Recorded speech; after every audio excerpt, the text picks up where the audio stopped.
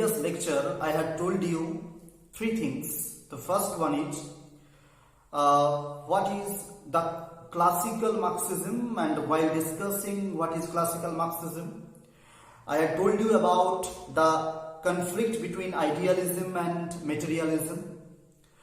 The idealism which is represented by René Descartes and Hegel, and materialism which is represented by Karl Marx and his friends Engels in a certain way. Then I completed my lecture by illustrating his architectural metaphor and explaining the terms like base and superstructure. In this lecture, I am not going to discuss about all these things. If you have not yet undergone those topics, you must have to follow the formal lecture. Then please listen this. In this lecture, I will plan to give you some discussions and discourse about, discourse about three areas. Once again, three areas. First one is what is modes of production. In the first lecture, I had told you that in this lecture I am skipping one thing, that is modes of production. And today I will tell you about the modes of production, which is the central thing or base of the architectural metaphor of Karl Marx. I will discuss what is modes of production. Then I will discuss what is the Marxist theory of historical materialism. That is a beautiful thing, and I have made a sketch for you. I will show you the sketch and I will explain it with the use of that sketch. And then at the end of my lecture, I will conclude with alienation. That is also a very important factor of Marxism, Marxist theory, alienation effect, how the laborers are alienated from their produced materials, and we are also alienated. So let us begin our video with what is modes of production. By modes of production, actually, which is the base, according to Karl Marx, the base of the entire superstructure, which is the main thing, meaning the center of the entire circle of the society, the nation, of a country. According to Marx, the modes of production is actually the economical reproduction of a society, meaning how the society is organized in an economical way. What is the economical foundation of a society, of a state? According to Marx, this is state, meaning a nation, meaning a country. Meaning, what is the economical foundation of a state? That is called the modes of production. If we talk about feudalism, the feudal social system which was started in France, then we can say that agriculture was the modes of production.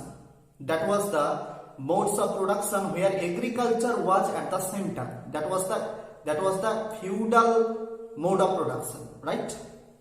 Now in the present time, in the present context of our time, we can say that in our state, in our time, in our space, the mode of production is not feudalism, it is capitalism. Meaning our mode of production is capitalism. Now what is capitalist mode of production? If the feudal mode of production is the agriculture based economy, then what is the capitalist mode of production in which we are living?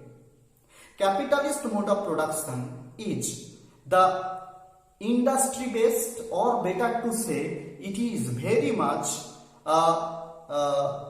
capitalism, capitalist structure based, where in industries there are two groups of people. One is the owner class, the capitalist people, the people who are the owner of the particular economical system, the industries, the wealth, and there are the proletariat or the laborers, those who have not the power to purchase something.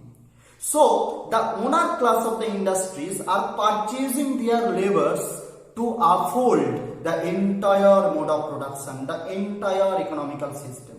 So in our capitalist mode of production in which we are living, actually, the main economical system is based on industry. It is industry-based mode of production. Capitalist mode of production is industry-based mode of production, and which is highly monitored by, controlled by technology. The more technology has been developed, the more this capitalist mode of production has also been developed.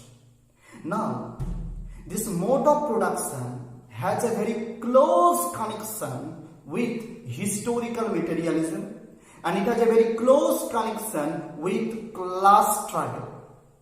What is class struggle?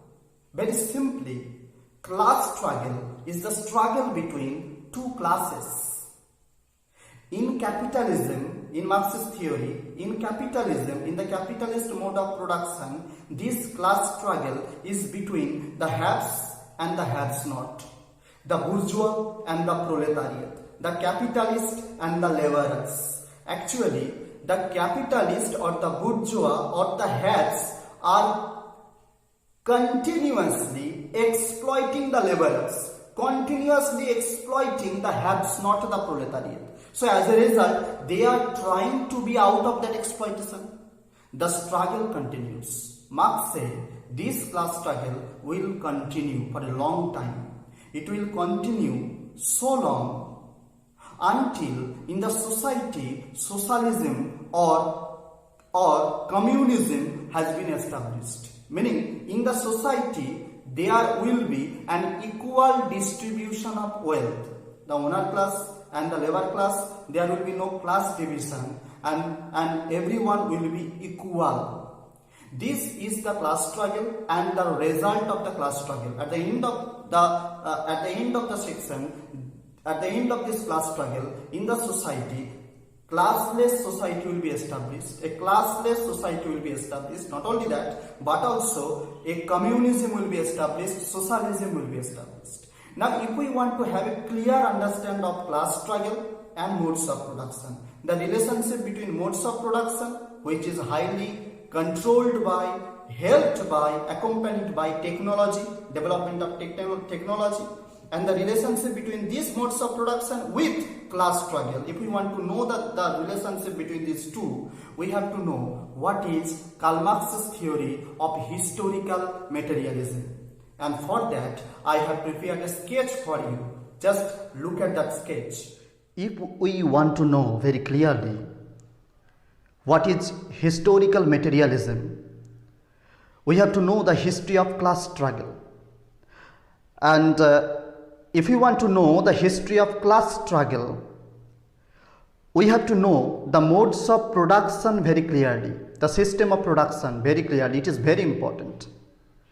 From the very uncalendared past of society, when the system of production started its journey, automatically class struggle started to accompany it. And I have illustrated this particular theory on this sketch. Look at the sketch. I have divided the sketch in two parts. On the one hand, there is modes of production, the development of modes of production, which is accompanied by the development of technology. The more the technology has been developed, it has started to accompany the system of production. System of production meaning the economical systems of a nation, of a country. And with the modes of production, parallelly class struggle started to run with it. Now look at the development of the class struggle with the modes of production. First, in the tribal period, when human beings were tribal people, when they were the food collector, they were not food producer but food collector. At that time, the class was pre-class. In the pre-class situation, no class struggle was there. And after that, human beings started to be called food producer. They started to cultivate. They started to the agricultural activities, and that's why the fields occurred. And in order to work in the fields, slaves occurred. Slaves came into existence, and in order to control those slaves, with them the slave owners came to existence. As a result, two types of classes have appeared on the stage. and the class struggle initially began between the slave and the slave owners in that age of slavery. With the end of the age of slavery, there came the age of feudalism. We all know this started its journey in France. And in France particularly, the feudalism had created two types of classes. One is serfs, in history whom we called bhumidas, serfs, and those landowners. So these two classes started to struggle between themselves, and the class struggle accompanied. Look at the modes of production, and the technology has been developed gradually, and with that the modes of production is developing gradually. The economical system of a nation, of a state, gradually accompany that class struggle. And with the end of feudalism, with the emergence of industries, mills, and industrial revolution, capitalism had come. In that age of capitalism, meaning today what is going on, in the age of capitalism, capitalism had offered us two classes. One is bourgeois, or the industrialists, or the capitalists, and on the other hand there is proletariat. The proletariats, according to Marx, are the laborers, those who are working in the industries. Karl Marx wants to mean that the class struggle continues from the age of slavery to the age of capitalism.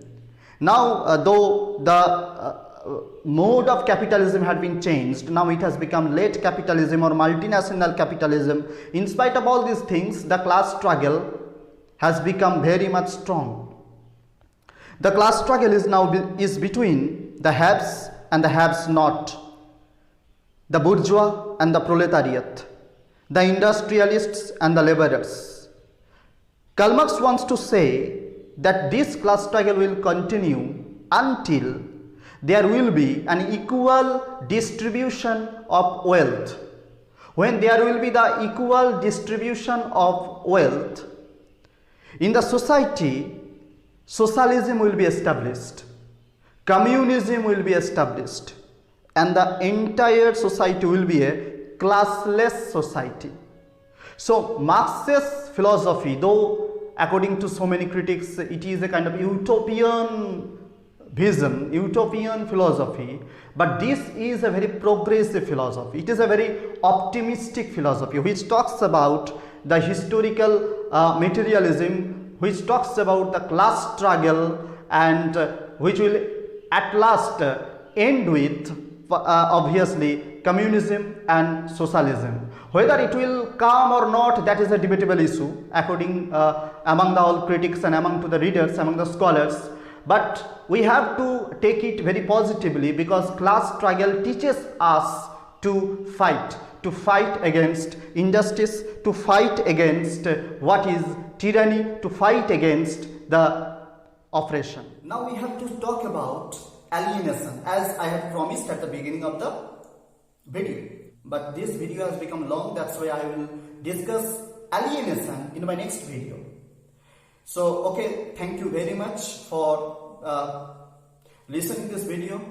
If you think that you have a clear understanding of the modes of production, if you think that you have understood what is called historical materialism, what is class struggle, and when the class struggle will end up according to Karl Marx, then you can share these videos with your friends so that they will also get some kind of help from me. Another thing that I have to say you, if you have any questions regarding anything, not only about these videos, not only about these theories, but also about any parts of literature, you can ask me these questions in the comment box. I will try to answer them very quickly, so that. Okay, thank you very much.